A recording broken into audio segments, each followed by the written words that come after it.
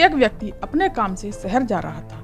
तभी देखता है कि एक कॉलेज के बाहर एक लड़का लड़की को रोकता है और उससे बात करने की कोशिश करता है। उस व्यक्ति ने थोड़ा पास जाकर देखा तो जिस लड़की से वो रास्ता रोककर बात कर रहा था वो उसी की बेटी होती है। उस व्यक्ति ने थोड़ी देर तक खड़े होकर जानने की कोशिश की कि ये आगे क्या करते हैं। वो लड़का और लड़की थोड़ी देर बात करके अपने अपने रास्ते चले जाते हैं। वो व्यक्ति फिर दूसरे दिन जाता है अपनी बेटी का पीछा करते हुए। फिर से वो लड़का उसकी बेटी का फिर से रास्ता रोकता है तो उस आदमी को बहुत तेज गुस्सा आ जाता है और वो कॉलेज में जाकर प्रशासन से कहता है कि आपके यहाँ बच्चे पढ़ने आते हैं कि मटर गश्ती करने। ये बात कॉलेज प्रशासन को बुरी लग जाती है। यहीं से 2 कत्ल की भयानक रूपरेखा तैयार होती है। नमस्कार दोस्तों, मैं कृष्णा सिंह आज की सच्ची घटना में आपको सुनाने जा रही हूँ। ये घटना है 25 सितंबर 2024 की सुबह 4 बजे के आसपास का वाकया है। यह घटना है हरियाणा प्रदेश का एक जिला है सिरसा। इसी के पास एक गांव है गिंदड़खेड़ा। 2 सगे भाई होते हैं और दोनों के मकान एक जैसे होते हैं। छोटे भाई का और बड़े भाई का मकान पास पास होता है। छोटे भाई के बेटे का नाम हरिपाल होता है। उसकी उम्र 18 वर्ष की होती है। वो मौका पाकर ताऊ जी के घर में दीवार फांदकर कूद जाता है और धीरे से ताऊ जी को उठाता है और कहता है कि हमारे यहाँ बदमाश आ गए हैं, और कहता है कि ताऊ जी 2 बदमाश हैं और उन दोनों के पास हथियार हैं और उन्होंने घर में आग लगा दी है। ताऊ जी घबरा जाते हैं और सोचते हैं कि मैं अब क्या करूं। तुरंत ही वो चीखने लगते हैं और चिल्लाने लगते हैं, जोर जोर से आवाज लगाने लगते हैं और वो कहते हैं कि जसवंत के घर में बदमाश घुस गए हैं। गांव वाले उसी घर की ओर भागते हैं और उस घर को चारों ओर से घेर लिया जाता है और देखा कि घर में आग लगी है। घर में से धुआं उठ रहा है।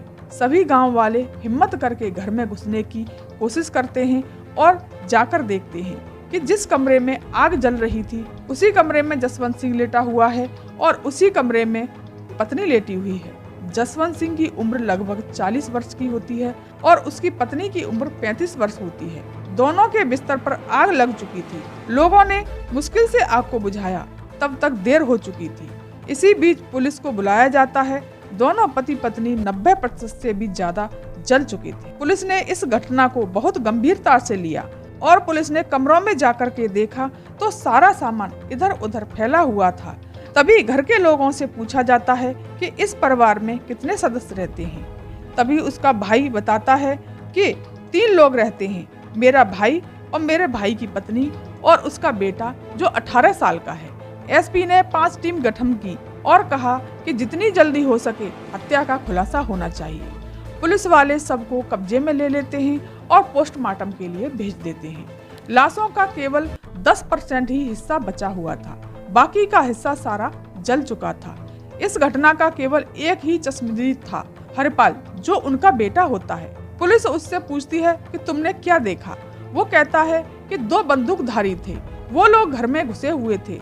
जैसे ही मेरी आंख खुलती है मैं भागकर ताऊ जी के घर आ गया और घर में आग लगी हुई थी। घर में जो भी सामान रखा हुआ था, सोना चांदी और नकदी, सब वहीं की वहीं रखा हुआ था और बाद बाकी का सामान इधर उधर फैला हुआ था। उन्हें वो लोग लेकर नहीं गए थे। पुलिस को यही बात बहुत अखर जाती है कि सारा सामान फैलाया गया है लेकिन पैसे और जेवर अपनी जगह पर पड़े हुए हैं। पुलिस ने वीडियोग्राफी करवा ली उन जगह की और पुलिस को शक होता है दोनों सब तैसे के तैसे ही पड़े हुए हैं। उन्होंने मरने से पहले बिल्कुल भी कोशिश नहीं की बचने की। आखिरकार ऐसा कैसे हो सकता है। तभी पुलिस उस लड़के से पूछताछ करती है और कहती है कि लग ही नहीं रहा कि तुम्हारे यहाँ लूटपाट हुई है। तभी पुलिस उससे सख्ती से पेश आती है और चौंकाने वाला खुलासा सामने आता है। लगभग 1.5 साल पहले एक लड़की के प्यार में पड़ जाता है। लड़की के पिता को पता चला तो उसे गुस्सा आ जाता है। वो कॉलेज के प्रशासन से कहता है और कॉलेज वाले लड़के के पिता को यानी कि हरपाल के पिता जसवंत को बुलाते हैं और पिता से कहते हैं कि तुम्हारा बेटा पढ़ने आता है कि कॉलेज में माहौल खराब करने आता है। पिता को बहुत गुस्सा आता है और घर जाकर उसका मोबाइल छीन लेते हैं और कहते हैं कि आज के बाद तू पढ़ाई करे तो कर, नहीं तो तुझे मोबाइल तो बिल्कुल भी नहीं मिलेगा। और वो हर किसी न किसी बात पर उसे ताने मारते हैं और हर वक्त उसे डांटते रहते हैं।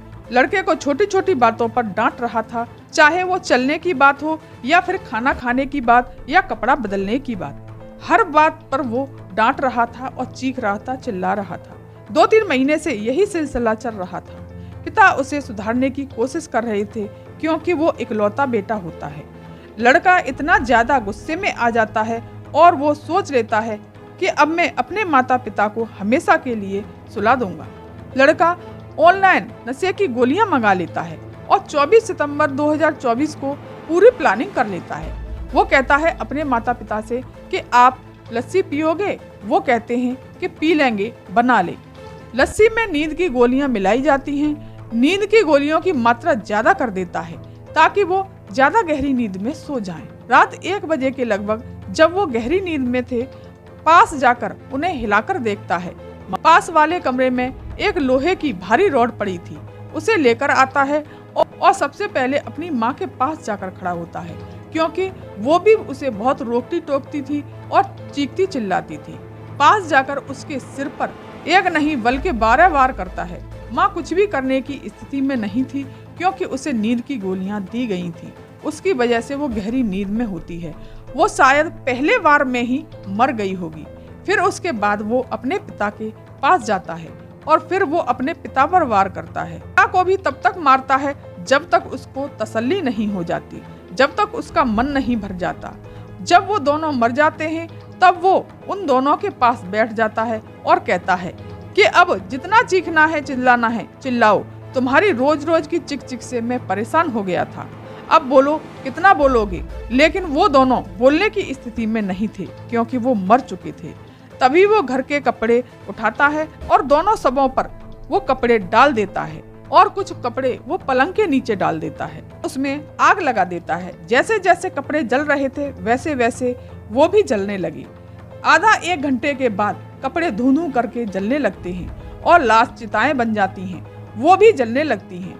वो सोचता है कि अब बाहर जाकर ताऊ जी से कहता हूँ। दूसरे कमरे में आकर वो सामान फैलाता है और लेकिन जेवर और पैसे से हाथ नहीं लगाता और ताऊ जी के घर आकर कहता है कि ताऊ जी, घर में चोर घुस गए हैं और उन्होंने आग लगा दी है। पुलिस ने उस आरोपी को गिरफ्तार कर लिया है। पुलिस कम से कम समय में उस आरोपी को सजा दिलाने की कोशिश करेगी। तो दोस्तों, मेरा इस कहानी को सुनाने का उद्देश्य किसी का दिल दुखाना या किसी को चोट पहुंचाना नहीं है, बल्कि जागरूक करना है।